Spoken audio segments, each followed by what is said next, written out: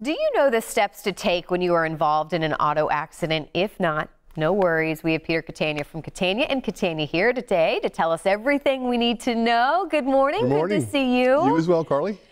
We were just talking before we got started, and I think this is so good to remind people, because we were saying it's not every day that you're in an accident, and I think when something like this happens that's so scary, you kind of forget everything, Sure, right? Do you sure. kind of hear that happening? All the time. And so like you said, you're not, thank goodness, in a car accident every day. So it's not a set of steps that you necessarily run through every day, so it becomes more of a habit. But so everything I tell you is a general rule. Okay. What you'll find in the law is everything's very fact specific, right? So given any set of facts that may change, my answer may change. But generally speaking, when you're in an auto accident, the first thing you want to do is secure yourself and your passengers. Okay. Do an immediate assessment, whether you're injured, check if you have passengers, assess them, see if they're injured. That's the first and foremost thing. As best you can, stay calm. It's easier to think through what steps need to be taken and how best to respond to any immediate needs that either yourself or your passengers may have. So it's easier said than done.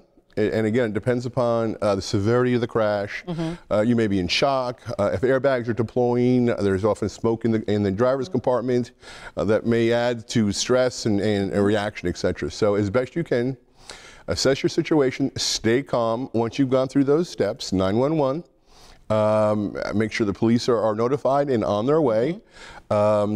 Depending upon where the accident happened, you may want to make sure that you're not exposing yourself to additional danger. Okay. Now, real quickly, even just if you think it's a minor accident, are these the still same steps? Call 911, make sure that everything is documented from authorities? Yes. And so in a minor accident, absolutely, these are very straightforward steps that are excellent steps to take.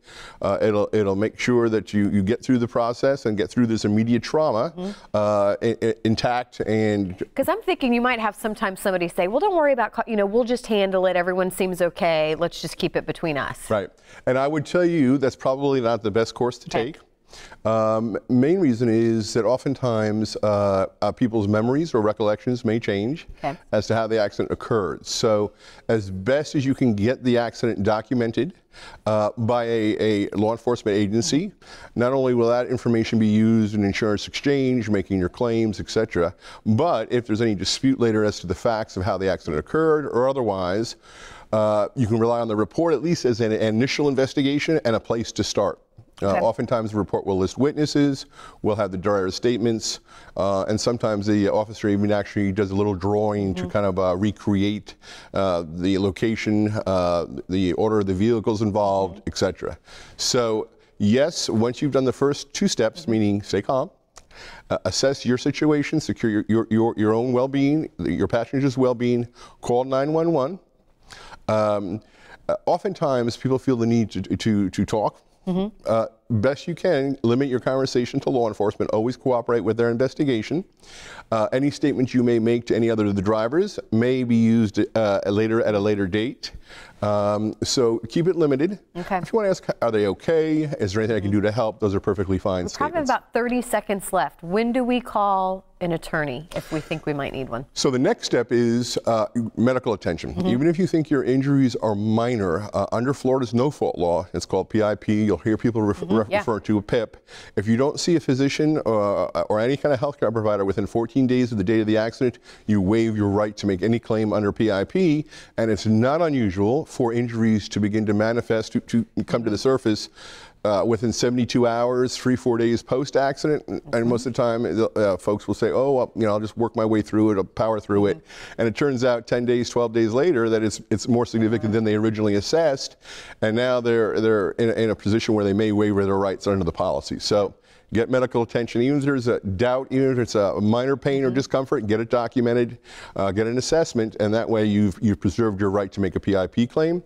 And then once these steps have been taken, please feel free to call your attorney. If you're able to, do it that day. If not, the next. Time is of the essence. And as an attorney, you want to get the process started. You want to get claims called in. You want to get the scene investigated, preserved if necessary. If there's an evidence issue, if there's a liability issue.